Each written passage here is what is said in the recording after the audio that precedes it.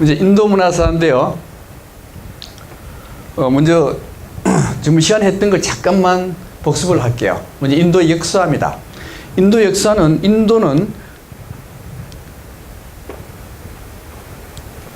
지금부터 5,500년 전에 이게 당군이 처음 당군조선을 만들 때 그때 인더스 문명이 시작이 됩니다. 그러다가 2000년쯤 BC 2000년 지금부터 한 4000년 전에 어떤 이유도 없이 인더스 문명이 멸망을 하게 됩니다. 없어지고 난 뒤에 BC 1500년도에 아리안족이 침략해 들어와요. 근데 아리안족은 게르만족이라 그랬죠, 그죠? 그래서 게르만족이 침략해 들어와서 이때부터 힌두교가 탄생이 되는 겁니다. 자, 그러다가 BC 한 300년대쯤 돼가지고 최초로 마우리아 왕조가 형성이 돼요. 이 마우리아 왕조 때 가장 유명한 사람은 아쇼카 왕이었죠. 그래서 아쇼카 왕에 의해서 이 마우리아 왕조는 불교 국가로 되는 겁니다. 그 다음에 마우리아 왕조 다음에 나타난 왕조가 뭔가 하면은 쿠샨 왕조라 그랬어요. 쿠샨 왕조 때 간단한 미술이 발전하죠. 그리고 그때 나온 사람이 누가 있는가 하면 나가르주나라든가 그때 나온 사람이 나가르주나 등 그때 대승 불교가 형성되는데 항문불교 형성되는데 유식종하고 중론이 쿠샨 왕조 때 형성이 되는 겁니다. 그러다가 쿠샨 왕조가 망하고 난 뒤에 나타난 왕조가 굽타 왕조였어요. 자, 이 굽타 왕조는 600년까지 계속되는데 이 굽타 왕조는 힌두교가 돼요. 그 다음에 굽타 왕조 이후에는 이슬람이 침략해 들어오기 시작합니다. 1000년경에는 이미 인도는 이슬람 세력권으로 편입이 돼요. 그러난 뒤에 1526년에 무굴 제국이 만들어지게 됩니다. 그래서 무굴 제국이 많은 해는 1858년이고 다시 2858년부터는 영국의 식민 시대가 되고 1947년도에 인도가 독립을 하게 됩니다. 그래서 가만 보면 인도의 종교는 그러면 힌두교, 불교, 이슬람교, 기독교 등 모든 종교가 다 들어있는 데가 인도라는 데입니다. 그 다음에 인도 종교를 보게 되면은 힌두교가 제일 많아요. 힌두교가 거의 74%인데 9억 명입니다. 이슬람교, 인도 사람들도 이슬람을 상당히 많이 믿거든요. 그래서 이슬람교는 14.2%인데 1억 7천 명이 이슬람교를 믿습니다. 그 다음에 기독교 7천만 명, 시크교도 2,200만 명. 그 다음에 불교가 인도에서 발생됐지만은 인도에서는 불교를 가장 적게 믿습니다. 1000만 명도 안 될 정도로 인도에서는 불교를 그렇게 믿지 않습니다. 그 이유는 조금 이따 나중에 설명을 드리겠습니다. 그 다음에 전번 시간에 힌두교에 대해서 조금 말씀을 드렸었는데, 자, 힌두교는 어떻게 발전됐는가 하는 거였어요. 맨 처음에 아리안족, 게르만족이 들어왔을 때 만든 종교가 바라문교입니다. 일명 브라만교라고도 해요. 자, 이게 기원전 1200에서 500년에 걸쳐서 성립이 된 것이고, 이것은 브라만을 정점으로 하는 계급사였습니다. 그 다음에 이게 계급사회인데 계급에 문제가 생겨요. 4개의 계급이 있었죠, 그죠? 브라만, 크샤트리아, 바이샤, 수드라, 불가촉 천민. 이렇게 계급 사회로 되다 보니까 불만이 많아지거든요. 자, 이걸 타파하기 위해서 나온 종교가 있었는데 그게 불교와 자이나교가 되는 겁니다. 자, 불교와 자이나교나 불교나 비슷한 시기에 만들어져요. 이게 지금부터 2500년 전에 불교와 자이나교가 만들어지는 겁니다. 만들어지게 된 이유는 뭔가 하면은 여기 바라문교가 계급사회인데 이 계급을 타파하기 위해서 만드는 종교가 불교와 자이나교가 돼요. 근데 문제는 이 기원전 전후 시대 되면은 이게 학문 종교가 발달해요. 이제 공부를 많이 하거든요. 종교가 공부를 많이 하게 되면은 신자들은 다 도망을 가게 되는 겁니다. 도망을 갔는데 그게 어디로 도망을 갔느냐면은 힌두교 쪽으로 도망을 가게 돼요.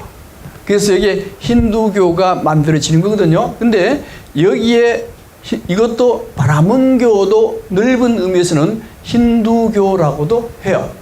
근데 엄격하게 따지면은 이거는 바라문교고, 여기 힌두교는 여기 바라문교의 불교나 자이나교의 그 교리를 반영해서 또 넓은 의미의 바라문교, 그게 힌두교가 되는 겁니다.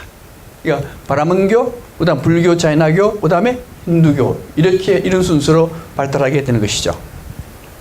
근데 정부시간에 가장 중요하게 했던 게 뭔가 하면 힌두교의 우주관이었어요. 힌두교의 우주관은 굉장히 중요하다 그랬죠, 그죠? 그래서 힌두교의 우주관을 잠깐 더 복습을 해보겠습니다. 자, 여기 신이 있는데요. 신. 데바라는 신이 있고 아수라라는 신이 있어요. 데바라는 신은 선한 신입니다. 그 다음에 아수라라고 하는 신은 굉장히 악한 신이에요. 그래서 항상 데바와 아수라는 싸움을 하게 됩니다. 선악 간의 싸움을 하게 돼요. 근데 문제는 반드시 이 우주에 사는 사람의 입장으로서는 반드시 데바가 이겨야만 됩니다. 데바가 이겨야 되는데, 데바가 이기는 방법이 뭔가 하면은 여기에 브라흐만, 아까 바라문교 있었죠, 그죠? 그 다음 힌두교의 브라만. 자, 이 브라만이 제사를 지내야 돼요. 제사를 지낼 때 여기에 등장하는 신, 어느 신인가 하면 아그니 신인데, 이 아그니 신은 불신입니다. 불을 주관하는 신, 그게 불신이요. 이 아그니 신에다가 여기다가 제물을 태워요.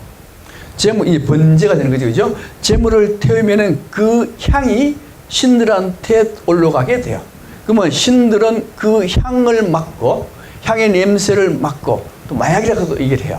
마약 같은 걸 맡고, 예, 아수라하고 싸움을 이기게 되는 겁니다. 자, 그래서 데바가 승리를 하잖아요. 데바가 승리를 하면은, 예를 들면은 비를 적당히 내려주게 돼요. 비가 적당히 내리면은 풀이 자라고, 풀이 자라면 소가 먹고, 소가 먹으면은 요 소를 잡아서 사람이 먹고, 소가 아니라도 좋습니다. 소가 잘 안 먹으니까.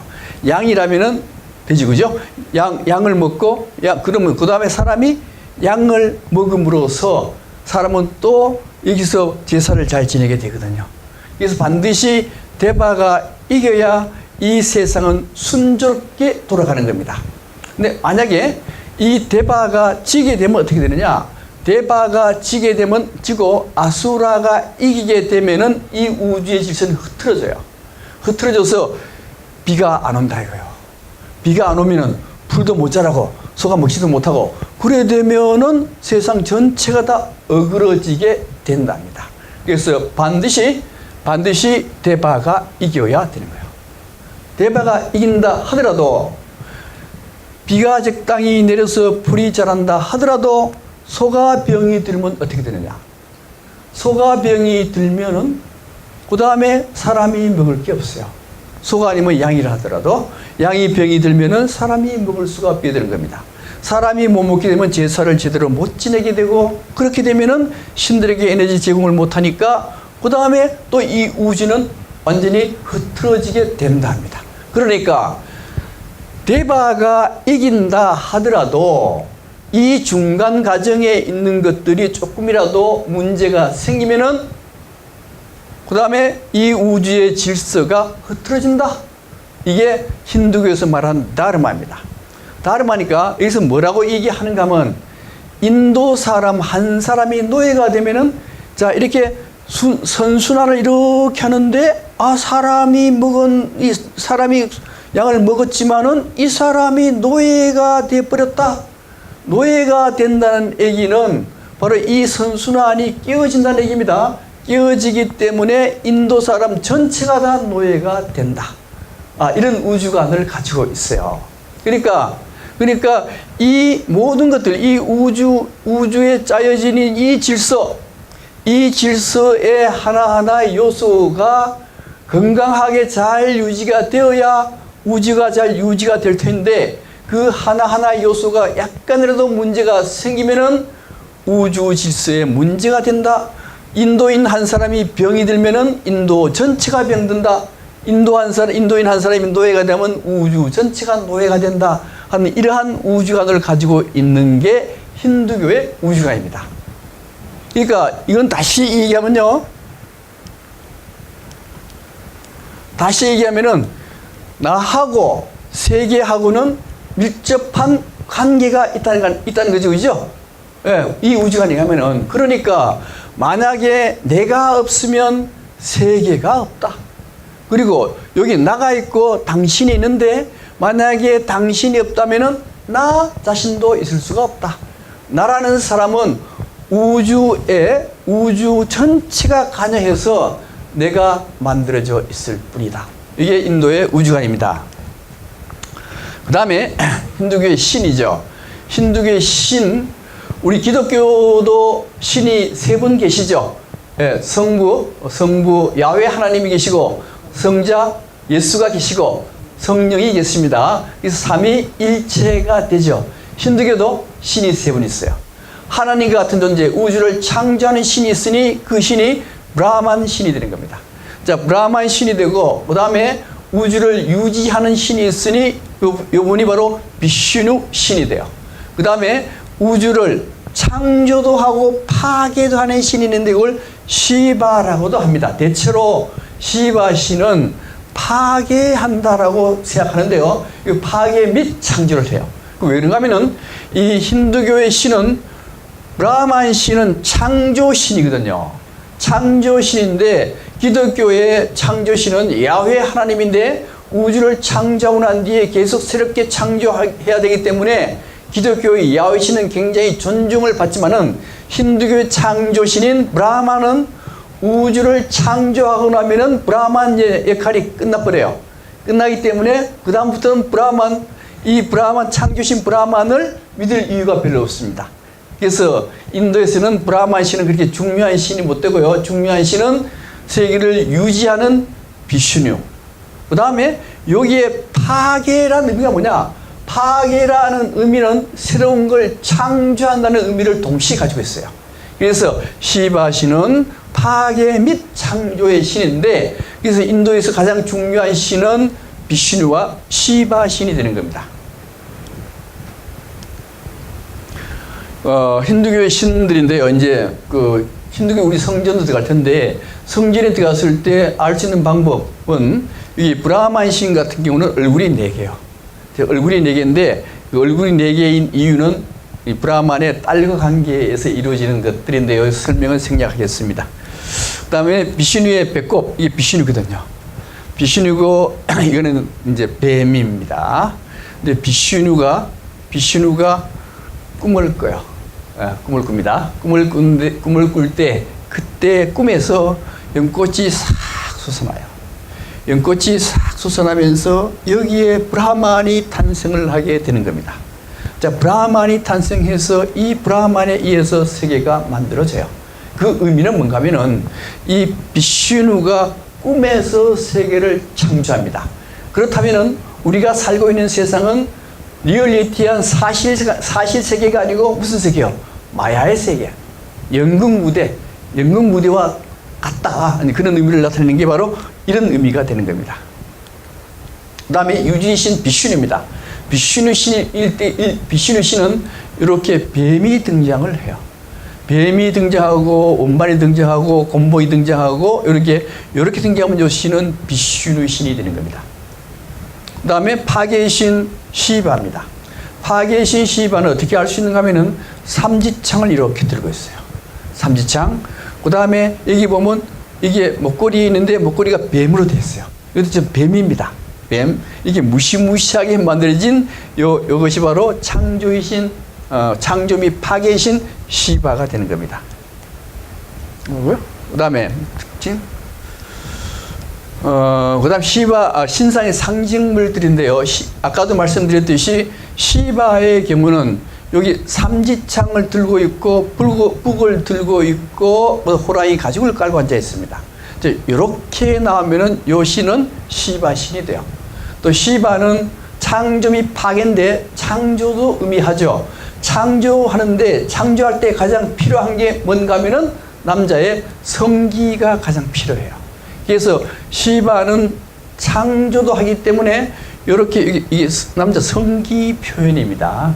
표현이 여기 시바신이요. 예, 여기 시바신입니다. 그 다음에 여기 힌두 성전에 들어가게 되면은 요니와 링가가 있습니다. 요니와 링가가 있는데 요 링가가 바로 시바를 상징을 해요. 자, 이렇게 나오면 이게 전부 다 시바에 관련되는 상징물이다라고 생각하시면 됩니다. 시바신, 예. 그 다음 비슈뉴 신인데 비슈뉴 신은 여기 뱀이 등장을 하고 운반이 등장하고 그 다음에 곰보이 등장하고 그 다음 소라 껍질이 등장합니다. 사실 이런 거 하나하나는 다 상징이 있지만은 여기서 생략을 하겠습니다. 그 다음에 락슈미는 비슈뉴의 부인이요. 비슈뉴의 부인은 뭐가 등장하는가 하면은 이렇게 연꽃이 등장을 하고 여기 코끼리가 항상 등장을 하게 됩니다. 이렇게 등장하면은 아하, 비슈뉴의 부인 락슈미구나 이렇게 생각하시면 돼요. 그 다음에 힌두 미술 속에 동물과 새가 등장을 해요. 예, 하는데 예를 들면 이게 시바입니다. 시바의 경우는 무슨 동물이 등장하는가 하면 황소가 등장을 해요. 항상 황소 난디라고는 황소가 등장을 합니다. 그 다음에 이렇게 이게 그 힌두교 성전 앞에 있는 이런 게 등장하거든요. 여기 등장을 딱 하면 이 성전에는 시바를 모시고 있구나. 그래서 이 황소가 시바와 똑같이 취급받는 겁니다. 그 다음에 두루가 이거는 호랑이로 등장해요. 호랑이를 탄 신이 등장하면 이거는 두루가가 되는 겁니다. 그 다음에 락슈미는 아까도 말씀드렸듯이 코끼리고요. 그 다음에 가네샤는 요 코끼리인데 시바의 아들입니다. 근데 이제 어떤 종교이든지 거의 종교에서는 동물이 등장을 해요. 그죠? 동물 등장합니다. 예를 들면은 기독교 같으면은 예수는 한 마리 양도 되고 유니크도 되고 그 다음에 거기에 바울은 동물이 뭐고 베드로는 동물로 뭐로 되고 전부 다 동물로 상징이 다 돼요. 불교도 항상 동물이 등장합니다. 불교도 동물 등장하는데 먼저 기독교의 같은 경우에 예수가 탄생할 때 어디서 탄생해요? 마구간 말이 있는 곳에서 탄생을 해요. 말이 등장을 하게 되는 겁니다. 그 다음에 불교에서도 문수보살은 뭐의 상징인가 하면 사자죠. 오현보살은 뭐요? 코끼리 등등 불교에서도 전부 동물이 다 등장합니다. 그 다음에 석가모니도 마찬가지입니다. 부처는 남자입니까? 여자입니까? 예? 남자거든요. 이제 부처의 성기에 대한 표현이 나와요. 어떻게 표현하는가 하면은, 부처님의 성기는 마왕의 것이다. 마왕인데, 그게 뭔가 하면 말인데요. 말 중에서도 제일 큰 말의 왕이니까. 제일 큰 말의 성기를 가지고 계신다. 근데 그 다음에 기독교에서도 마구간이 등장했죠. 그죠? 말이 등장합니다. 말은 뭐를 상징하느냐 하는 건데요. 우리 에마 부인 들어보셨죠? 말을 사랑하는 여인. 이 에마 부인인데 결국 말은 본능을 의미해요. 본능. 그러니까 에마 부인 그러면 본능을 사랑하는 여인 이렇게 돼요. 그래서 이 석가모니 부처님의 경우에도 말이 등장하는데 그게 석가모니 성기가 말 중에서도 제일 큰 말의 성기를 가지고 있다. 원래 성기 제일 큰 게 말이에요. 그 중에서 제일 크다. 그런데 요 옷이 인도 옷은 이렇게 얇거든요. 얇기 때문에 그 성기에 이런 옷을 입으면 굉장히 민망한 모습이 됩니다. 그래서 뭐라고 표현하는가 하면은 성기를 작게 해서 몸속에 넣고 다닌다. 이렇게 얘기를 해요. 이렇게 하는데 그게 도대체 무슨 의미인가 하는 문제입니다. 왜 종교에 동물이 등장하는가 하는 문제예요. 그 왜 등장하는가 하면은 자, 인간에게는 이 정신 혼이 있고 본능이 있다라고 보자 이거죠. 그 본능을 뭘로 표현하는가 하면 동물로 표현해요. 이렇게 이 인간이 이렇게 있으면은 요거는 뭔가 하면 자아라고 하는 겁니다. 자아라 하는 것이고 요 안에 본능의 세계가 있는데 이거는 무의식이라고도 해요. 무의식이라고도 하는데 요 무의식은 동물의 본능의 세계입니다. 동물의 본능의 세계도 있고 선한 것도 있고 악한 것도 혼재되어 있는데 문제는 요 자아가 여기 동물성을 올라오게 되면 요 자아가 못 올라오게 자꾸 억압을 해요. 억압을 합니다. 억압하기 때문에 좋은 것만 이렇게 싹 나와요. 이게 의식이라 그래요. 의식이라고 하는데 문제는 여기에 앉아있는 동물성, 본능이라는 것은 여기에 자아가 조금만 소홀해도 튀어나와요. 절대로 이 자아는 항상 억압하거든요. 억압을 누가 억압을 잘하느냐? 성인군자. 예, 성인군자가 억압을 굉장히 잘해요. 아무리 억압을 잘한다 하더라도 이 자아, 요 문지기가 약간만 졸아도 튀어나와요. 그 다음에 또 문지기가 조금 술을 마셨다? 술 마시면 본능이 튀어나와요. 그러니까 이 본능을 억압을 해도 절대로 억압의 대상이 될 수가 없는 겁니다. 그래서 겉으로 성인군자라고 하는 분은 때때로 인간 중에서도 최하의 인간이 될 수가 있어요. 겉으로는 성인군자고 속으로는 동물이다 이거요. 예. 그래서 이 문제를 동물이 지금 등장했죠? 동물이 등장했는데 왜 동물이 등장했느냐? 동물이 등장한 이유는 여기에 있는 의식하고 여기에 있는 본능하고를 통합시켜라요. 만약에 통합시키지 못한다라고 한다면은 이 사람은 겉으로 아무리 훌륭하다 하더라도 한 껍질만 벗기면은 본능의 세계, 동물의 세계라는 거예요. 그래서 이 불교나 기독교에서 항상 동물이 등장하는 이유는 석가모니도 한 껍질만 벗기면은 그분은 동물이다라는 거예요. 동물. 그 동물을 뭘로 표현하는가 하면 석가모니의 성기로 표현한 겁니다. 성기가 그렇게 크다. 예, 그렇게 표현한 거거든요. 그래서 그걸 이걸 어떻게 순화시키느냐 하는 문제인데요. 우리 폭포라는 것들 보셨죠? 그죠? 폭포입니다.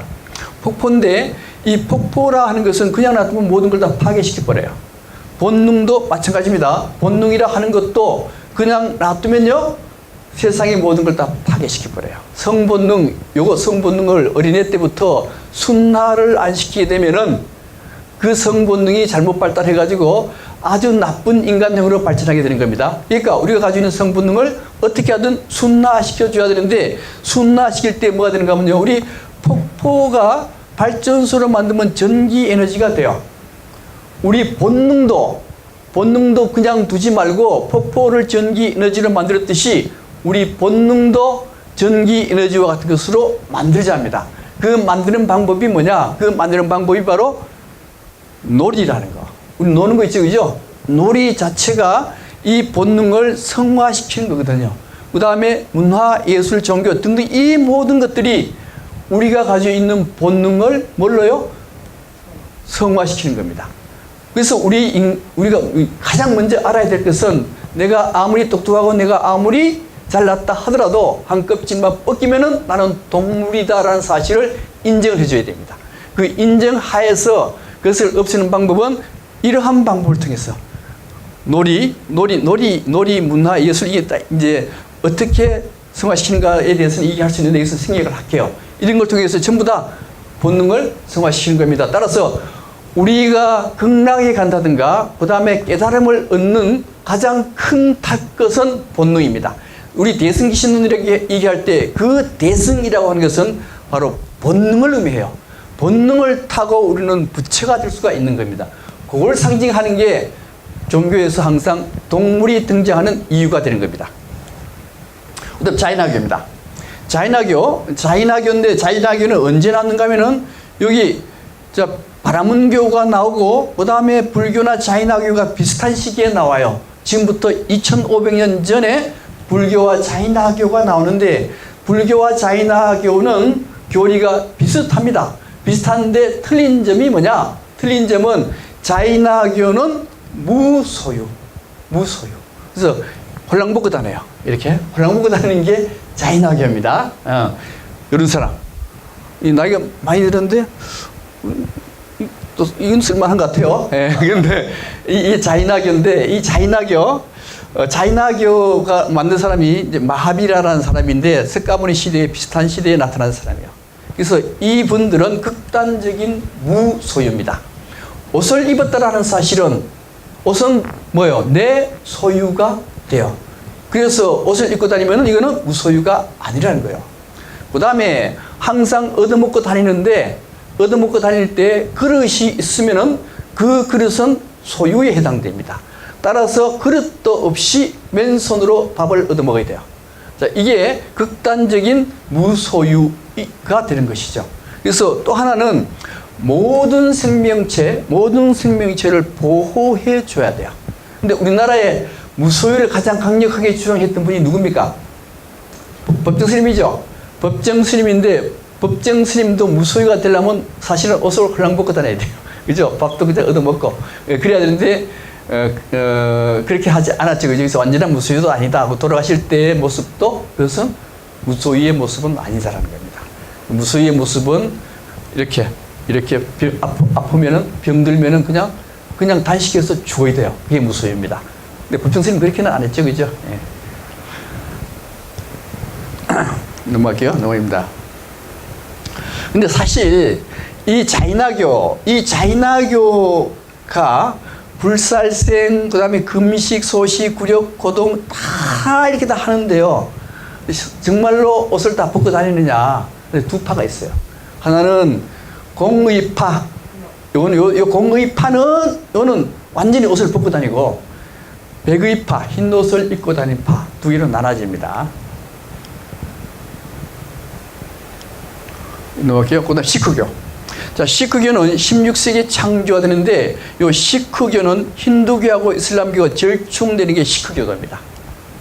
시크교의 특징, 오케이라 그래가지고, 머리는 이렇게 만들고, 그 다음에 수염을 길러야 되고, 그 다음에 칼을 차고 다녀야 되고, 손목에 반지, 이거 끼고 다녀야 되고, 반바지 입어야 되고.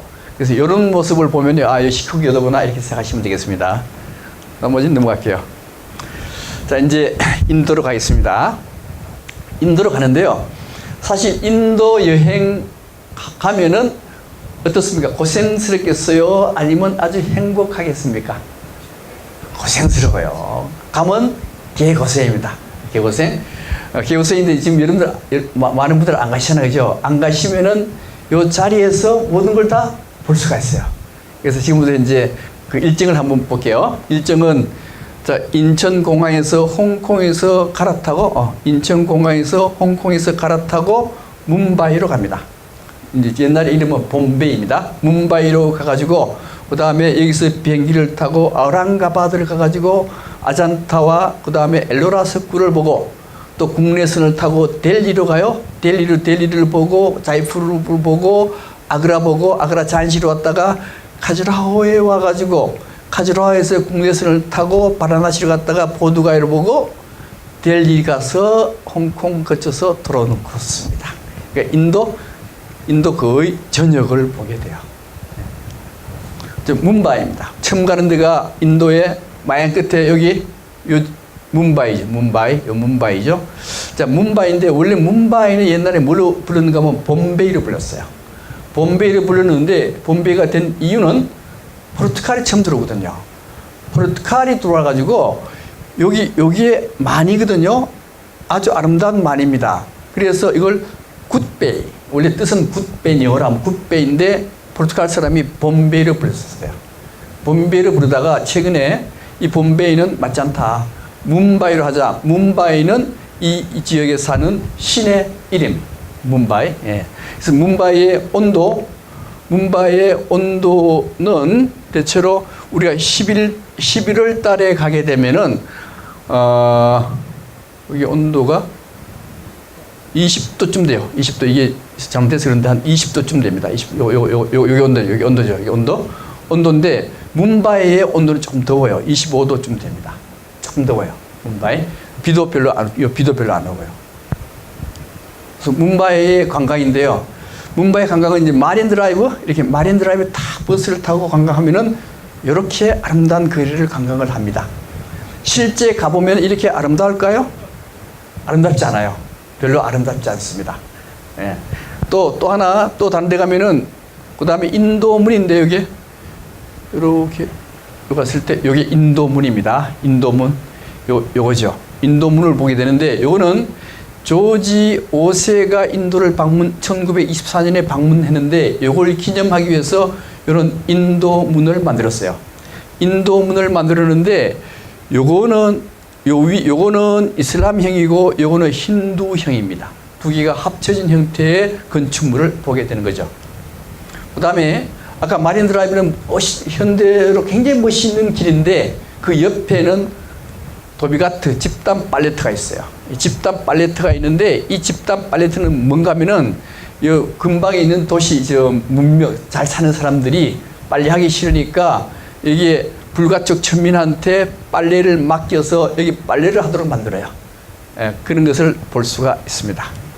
그 다음 마니바반인데요. 마니바반은 간디의 생가트입니다. 간디의 생가트를 보게 되고요. 간디의 생애하고 이제 간디의 운동은 크게 두 가지가 있는데 비폭력 불복종 운동, 사티아그라하 운동을 굉장히 열심히 잘 했죠, 그죠? 이걸로 굉장히 유명합니다. 또 하나는 뭔가 하면 차르카 운동인데요. 물레를 짜가지고 인도 사람들은 자기가 입을 수 있는 옷을 자기가 만들어서 입자 하는 걸 전개를 했습니다. 왜 이걸 전개하는가 하면은 1960년대요. 1960년 전후에 우리 그 재봉틀 나왔었죠. 그때 재봉틀 처음 나와요.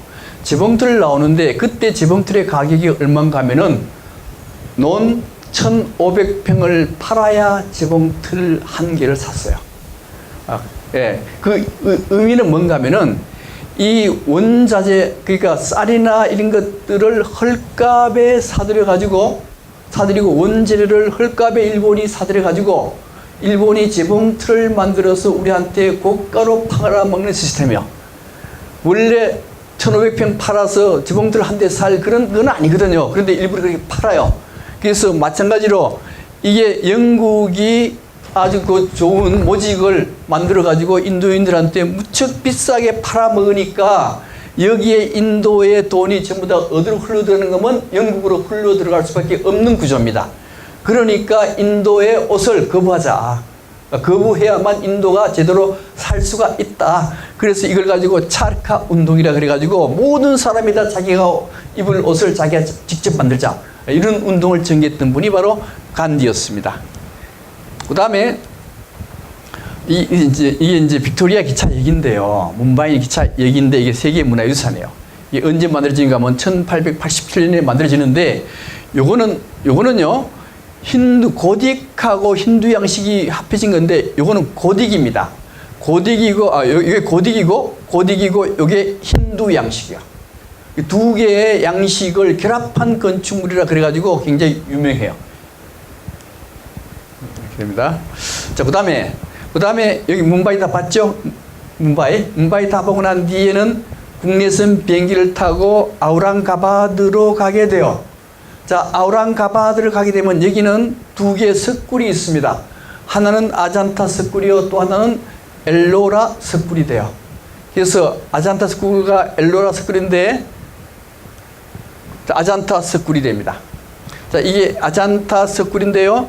요 밑으로는 강물이 싹 흐르고 이 위에다가 석굴을 다 만드는 겁니다. 네, 석굴을 만들었어요. 네, 이 석굴은 BC 2세기와 BC 1세기 때 한 번 만들고 그 다음에 AD 5세기와 AD 7세기 때 또 한 번 만들어요. 두 시기에 걸쳐서 만드는데 요 석굴을 이해하려면은 인도의 불교가 어떻게 전개되는가를 이해할 필요가 있습니다. 먼저 지금부터 2500년 전에 석가모니가 탄생을 딱 해서 불교를 만들었는데 이걸 근본 불교라 그럽니다. 자, 석가모니가 돌아가셨어요. 돌아가시니까 석가모니 말을 사람들마다 해석하는 방법이 틀려요. 그래서 이거 안 되겠다. 그래서 500명의 아라한 500명의 석가모니 뛰어난 제자를 딱 모으고 그 다음에 그 자장은 가섭존자가 자장이 되고 그 다음에 가장 기억력이 좋은 사람이 누군가 하면 아난입니다. 그래서 아난이 여시아문 나는 석가모니가 얘기하는 걸 이렇게 들었습니다 라고 하고 석가모니 들은 얘기를 쫙 하면은 500명이 맞아 그러면 이게 경전으로 돼요. 그래서 만든 경전이 뭔가 하면 아함경액이라는 경전이 만들어지게 되는 겁니다. 자, 그리고 난 뒤에 석가모니가 돌아가셨는데 이 아함경을 만들고 난 뒤에도 이 인도의 사람들은 석가모니의 제자들은 서로 자기 의견이 맞다라고 주장을 하게 돼요. 그래서 몇 개의 종파가 생기면 약 18개의 파가 생깁니다. 불교의 파벌이 생겨요. 파가. 불교의 파가 생기니까 우리 파가 가장 뛰어나다라는 걸 보여줘야 되는데 가장 뛰어나다는 걸 보여주는 방법은 공부를 하는 방법이에요. 그래서 이때 학문불교가 발전하게 되는 겁니다. 이걸 뭐라 그런가 하면 부파불교라고 해요. 그래서 석가모니가 돌아가시고 난 뒤에 기원전 2500년부터 2000년까지 기원 전후까지 이런 부파불교가 발전하게 됩니다. 근데 종교에서 공부를 하게 되면은 신자들은 어떻게 돼요? 신자들은 전부 다 도망가 버려요. 어디로 도망가는가 하면 힌두교로 도망을 가버립니다. 힌두교로 도망을 가니까 불교 쪽에서는 야, 이거 큰일 났구나. 지금처럼 공부해서 안 되겠다. 공부해서 안 되니까 우리 다르게 나가보자. 이게 뭔가 하면요, 대승불교라 그러기도 하고 보살불교라고도 해요. 보살불교라는 게 도대체 뭐냐 하는 건데요, 절에 가면은 중간에 부처가 있고 양옆에 누가 있어요? 보살이 있습니다. 자, 부처의 상징은 뭔가 하면 지혜입니다. 근데 지혜가 뭔지 아세요? 지혜? 잘 모르죠? 지혜는 추상적인 말이기 때문에 지혜가 뭔지 모릅니다. 요걸 구체화시킨 게 보살이에요. 보살의 상징은 뭔가 하면 자비입니다. 자비. 지혜와 자비는 같아요, 틀려요? 같아요.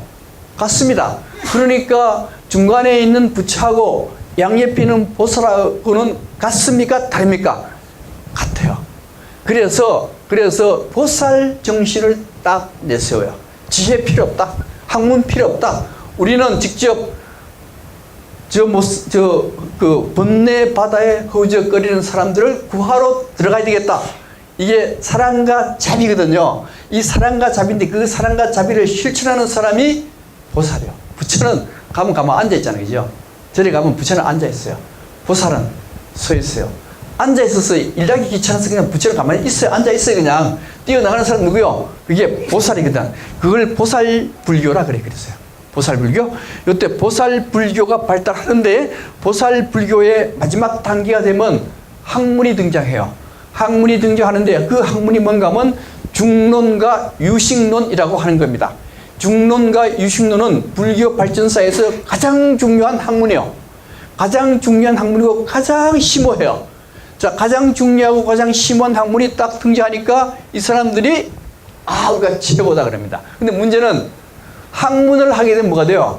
학문을 하면은 신도들은 다 도망을 가요. 신도들이 다 도망가서 만드는 종교가 뭔가 하면 힌두교가 되는 거예요. 힌두교가 되니까 이 대승불교 했던 사람들이 야, 이거 안 되겠다. 우리도 다시 정신 차려서 다른 걸 해야 되겠다. 어려운 거 하지 말고 쉽게 하자. 쉽게 하자 해서 나온 게 뭔가 하면 밀교라고 하는 겁니다. 밀교로 하는 건데 이걸 비밀불교라고 해요. 비밀불교라 하는데 그 비밀불교의 의미가 뭔가 하면은 부처가 어디 있는가 하는 문제인데 부처는 어디 멀리 있는 게 아니고 우리 앞에 있는 모든 것들이 다 부처이다. 모든 것들이 다 부처요. 부처인데 그건 우리는 알고 있어요? 모르고 있어요? 모르잖아요. 모르니까 그게 비밀이다라는 거예요. 그래서 불교는 크게 두 가지로 나눕니다. 하나는 비밀불교, 또 하나는요 현세불교. 그래서 이게 이제 나타나는 불교, 현교, 그 다음에 비밀은 비밀불교. 근데 나타났다는 게 뭔가 하면 뭐가 나타나는가 하면요, 설법이 글이나 말로 나타났다. 이게 석가모니가 설법하는 게 말이나 글로 다 나타나죠. 그럼 이거는 현교입니다. 현교. 현교인데 그 현교, 우리가 말하는 현교는 우리나라에서는 조계종, 태고종, 천태종 등등등 전부 다 요거는 현교예요. 현교. 현교고 밀교는 이제 석가모니 설법이 말로 나타나는 게 아니고 온 우주가 다 부처라 했으니까 온 우주가 말하는 소리가 나는 게 다 부처의 설법 이렇게 돼요. 예를 들면은 스님, 의상 스님 아니고 임진왜란 때 그 활동했던 스님, 예? 서산대사, 예, 서산대사입니다. 서산대사가 요번 여름처럼 뜨거운 여름에 오후 2시에 길을 가다가 닭소리가 탁 울려요. 닭소리 울음을 듣고 깨달았습니다. 그러면은 닭소리는 무슨 소리예요? 부처님의 설법이 되는 거예요. 예, 그런 얘기입니다. 그러니까 석가모니 설법이 아니고 온 우주에 나오는 모든 소리는 부처의 설법이요. 근데 우리는 그거 모르죠? 몰라요. 그래서 밀교라 그럴 거예요, 이게. 예, 밀교라 그럽니다. 이거 밀교인데 우리나라의 밀교는 어디에 있느냐? 우리나라의 밀교는 경주에 있는 위덕대라는 데가 있어요. 위덕대, 대구에 있는 시민고등학교. 여기 밀교고, 서울 강남에 있는 진성여고 있죠? 진성여고 그게 밀교 위덕대 계통의 고등학교입니다. 여고입니다. 그래서 위덕대 만들 때 진성여고에 그 교문 하나 팔아서 위덕대 만들었다는 거 아니에요, 이게. 이제 그게 밀교, 우리나라도 밀교 있습니다. 밀교 있어요. 여기 그런 의미의 밀교를 만들어내요. 자, 밀교를 만드는데, 자, 이 밀교를 만들 때 문제는 중론과 유식론이 굉장히 어렵다 그랬죠? 이 중론과 유식론을 뭘로 만드는가 하면 그림으로 만들어요. 그림으로 만드는데 그 그림을 뭐라 하느냐? 만다라라고 합니다. 네, 만다라. 이렇게 해서 밀교가 만들어지거든요. 밀교가 만들어지고 난 뒤에도 이게 어려워요. 어려우니까 탄트라 밀교로 가게 됩니다. 탄트라 밀교라고 하는 건 뭔가 하면은 깨달음을 얻는데 이 탄트라 밀교에 자도 우두가 있는데 자도가 좀 말씀드릴게요. 깨달음으로 가기 위해서는 무아의 상태에 빠져야 됩니다. 아까 그 스님이 한여름에 오후 2시에 닭 울음소리 듣고 깨달은 이유는 하도 더워서 정신이 빠져버린 겁니다. 네, 무아가 된 상태거든요. 그때 닭 울음소리가 들어와서 깨달은 거예요. 마찬가지로 항상 어떤 사람이라도 깨닫기 위해서는 무아의 상태에 빠져야 깨닫습니다. 그 무아의 상태에 빠지기 위해서는 여러 가지 방법이 있는데 가장 쉬운 방법은 성행위에 의해서 무아의 상태에 빠질 수가 있습니다. 그때 오르가즘 클라이막스 상태일 때가 바로 무아의 상태이고, 이 무아의 상태일 때 내 안에 있는 부처가 탁 튀어나와요. 원래 바깥에 들어올 수도 있지만은 내 안에 있는 부처가 탁 튀어나오게 되는데 그게 깨달은 것이다 라고 하는 게 뭔가 하면 탄트라 밀교의 자도 탄트라 밀교입니다. 자, 이 자도 탄트라 밀교인데 문제는 이 탄트라 밀교가 힌두교의 탄트라 밀교가 있다는 거예요.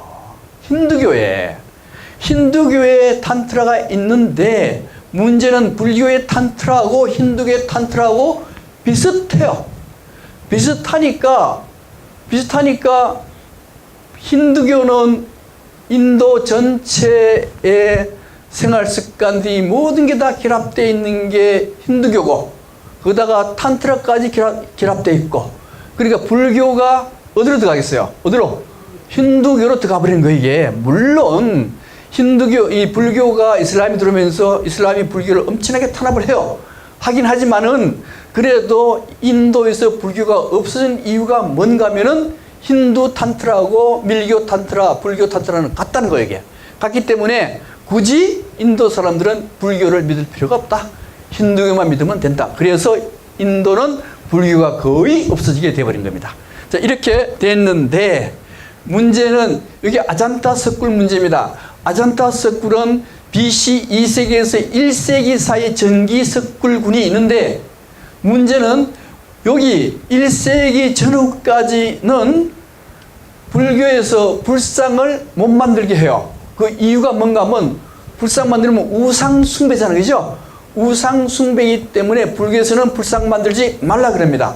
말라 그러는데 그 전에 누가 들어오는가 하면 알렉산더 대왕이 침략해 들어와요. 알렉산더 대왕이 침략해 들어올 때 뭘 가지고 들어오는가 하면 그리스의 조각품을 가지고 들어옵니다. 그리스의 조각품을 가지고 들어오니까 인도 사람들이 그리스의 조각품을 딱 보고 야 멋있구나. 부처님도 불상을 만들면 저 조각품처럼 불상을 만들면 기가 막히겠다. 그렇게 해서 인도에 불상이 만들어지는데 그게 언젠가 하면 기원 1세기부터 만들어져요. 간단하게 얘기해서. 그래서 불상이 만들어진 시기가 1세기 이후에 만들어져요. 그럼 여기에 있는 아잔타 석굴에서 정기 석굴군의 BC 2세기부터 1세기 사이 요 사이는 불상이 있겠어요? 없겠어요? 불상이 없습니다. 불상이 없어요. 근데 불상이 없는데 불상 없을 때 그는 뭘 믿었는가 하면은 그때는 석가모니의 물론 석가모니가 유언을 남길 때 네 자신이 경전에서 부처되라 그랬거든요. 근데 그거는 출가한 스님은 해당될지 몰라도 일반 사람들은요 그렇게 해서 부처될 수가 없습니다. 뭔가 의지할 게 하나가 있어야 돼요. 그 의지하는 게 뭔가 하면은 석가모니의 사리였습니다. 사리 신앙은 있어요. 사리 신앙. 사리는 어디 모셔요? 탑에. 그러니까 여기에 전기석굴군에서는 불상은 없어요. 탑은 있어요, 없어요? 탑은 있습니다. 그 다음에 후기석굴군. 후기석굴군은 5세기, 7세기인데 요때입니다. 요때 이미 대승불교 이때 불상이 만들어지고 이때 5세기, 7세기 되면 불상이 아주 많이 만들어져요. 그래서 후기 불상군인 5세기부터 7세기 때 만들어지는 이 대승불교의 석굴에 가면은 탑도 있고 불상도 있다는 거예요. 그렇게 이제 보시고요. 그 다음에 석굴이 1호 석굴부터 이렇게 해서 28개가 있습니다. 8개? 예. 이게 차이티아 석굴. 예. 석굴 내부입니다. 자, 석굴 내부인데 여기 보면 이게 뭐예요, 이게 탑이요, 탑. 여기 뭘 모셨어요? 사리를 모신 겁니다. 불상이 없죠? 없죠. 이거는 AD, 이제 1세기 전에 전기 석굴군이 되는 거예요. 저 십굴 마찬가지입니다. 근데 후기 차이티아 보면 여기 보세요. 이게 탑이에요. 탑인데 이게 뭐 있어요, 이게 불상 있잖아요. 불상이 있으면은 이 석굴은 5세기 이후에 만들어진 것. 이렇게 보시면 됩니다. 마찬가지입니다. 마찬가지야. 그 다음에, 그런데 이제 거기 그림이 많거든요. 그림이 많은데 그림 그릴 때 방법이 두 가지 방법이 있습니다. 하나는 템페라 화법이 있고요. 또 하나는 프레스코 화법이 있어요. 템페라 화법과 프레스코 화법 차이점이 뭔가 하면은 여기에 벽면을 어떻게 구성하는가 하면 굵은 돌 이렇게 넣고, 그 다음 굵은 모래하고 석회 넣고, 그 다음에 얇은 석회 넣고, 고운 석회를 이렇게 해서 맨들맨들하게 만들어요. 만들고 난 뒤에 여기 석회인데 물기가 있을 때 여기에 그림을 그리면은 이건 프레스코 화법입니다. 프레스코. 그래서 실크로드에 갔을 때 그 그림들은 전부 다 프레스코 화법이에요. 프레스코 화법. 그러니까 이게 마르기 전에 딱 그려야 돼요. 어려워, 굉장히. 그래서 이제 그걸 많이 훔쳐왔죠. 훔쳐올 때 요 석고를 떼내가 가지고 오는 거예요, 이게. 그 다음에 템페라 화법인데요. 템페라 화법은 여기에 석회가 다 말랐을 때 그림을 그리는 거예요. 말랐을 때 그림을 그리는데 색깔은 어떻게 넣느냐. 여기에 노른자, 그 다음 달걀이죠. 달걀에 노른자, 흰자, 기름과 물을 섞어서 마요네즈 모양을 만들고 난 뒤에 여기다가 색깔을 집어넣는 거예요. 색깔을 집어넣어 가지고 여기다 그림을 그리는 방법이 템페라 화법입니다. 문제는 달걀이 들어갔으니까 부식하기 쉬워요. 그런 단점을 가지고 있습니다. 석굴을, 벽화가 있는 석굴은요, 1, 2, 16, 17. 1, 2, 그 다음에 16, 17 여기에 벽화가 그려져 있어요. 그려져 있는데 가장 중요한 벽화, 우리가 아잔다 스쿨 갔을 때 그 가는 목적이 뭔가 하면요, 1번 석굴을 보기 위해서 가는 거예요. 그 1번 석굴이 뭐가 있는가 하면 바로 연하수 보살이라고 하는 요 보살 그림이요. 요 보살 그림이 아잔다 석굴에서 제일 잘 그려진 석굴이고, 아잔다 석굴에서 가장 중요한 게 바로 제1석굴에 있는 여기 연하수 보살의 그림이요. 그 이 연하수 보살의 그림이 세계 방방곡곡으로 전파가 되는데, 요거는 여기 연하수 보살이죠. 연하수 보살이고, 요거는 동항 쪽으로 전달이 되는 거예요. 이게 비슷해요. 비슷해. 요거는요, 요거는 일본 겁니다. 호류지 금당 간센보살이에요. 호류지. 그래서 이 근본은 요거 연하수 보살, 제1석굴의 연하수 보살이 실크로드에도 전달이 되고, 그 다음에 일본의 호류지까지 요 영향을 받아서 이러한 그림을 그렸다 하는 겁니다. 그 근본을 보기 위해서 요거 보는 거죠. 넘어갈게요. 넘어갑니다. 엘로라 스쿨까지 하고 싶게요. 자, 엘로라 스쿨입니다. 여기에 아우랑가바드 가가지고 여기 아잔타 보고 엘로라를 보게 돼요. 엘로라를 보게 되면은, 자, 엘로라 스쿨은 이런 모양이에요. 이런 모양. 예. 이런 모양이고, 엘로라 스쿨은 이렇게 나눠지는데, 이게 이렇게 하면 이걸 이제 펼치면 이런 모습이 되는데, 요거는 불교의 석굴, 요거는 힌두의 석굴, 동굴, 요거는 자이나교의 동굴. 우리 불교, 힌두교, 자이나교 아까 얘기했죠?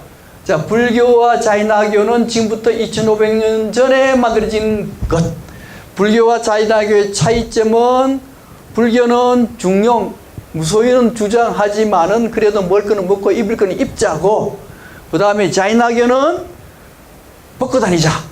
절대적인 무소유를 주장하는 게 자이나교라 그랬습니다. 그 다음에 그 사이에 힌두교가 이렇게 있는 것이죠. 근데 언제 만들어졌냐? 600년에서부터 1000년 사이에 이 엘로라 석굴이 만들어지게 돼요. 예. 자, 이게 불교 동굴군이죠. 5에서 7세기. 예. 불교 동굴. 불교 동굴이니까 이게 나오죠. 불교 동굴인데 탑이거든요. 탑이고, 이거는요, 불상이잖아요. 그럼 이거는 벌써 5세기, 6세기, 7세기 이렇게 그때 만들어진 것들입니다.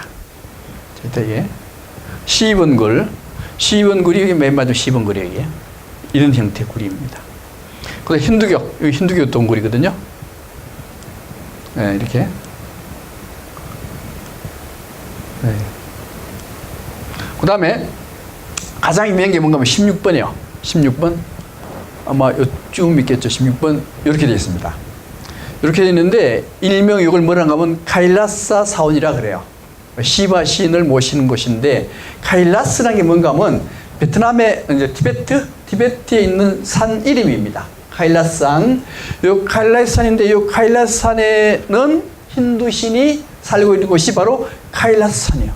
이것을 모델로 해서 만든 게 카일라스 사원이 되는 겁니다. 이 사원을 만든 방법은 뭔가 하면은, 이게 전부 다 돌로 되어 있거든요. 돌로 되어 있는데 위에서부터 파내려 가야 돼요. 밑에서부터 파는 게 아니고, 이 돌이 전부 다 이 돌 뭉치 이리 되어 있거든요. 이렇게 바위거든요. 바위니까 위에서부터 파내려 가면서 이렇게 만들어요. 그래야 쉬워요, 이게. 그렇게 해서 만들어진 게 바로 카일라스 사원이 됩니다. 이 카일라스 사원 내부의 이런 모습들이고요. 이거 또 이렇게도 굉장히 커요. 엄청나게 큽니다. 그다음 자이나교 이쪽 맨 마지막에 자이나교 동굴이거든요. 이 자이나교의 30번 동굴, 그 다음에 32굴 동굴, 그 다음에 32굴 동굴에 있는 티르탕카라 그 자이나교의 그 성직자 상입니다. 마하비라 자이나교를 만든 교주상이고요. 자, 이렇게 해서 엘로라 스쿨까지 하고 10분 쉬고 하겠습니다.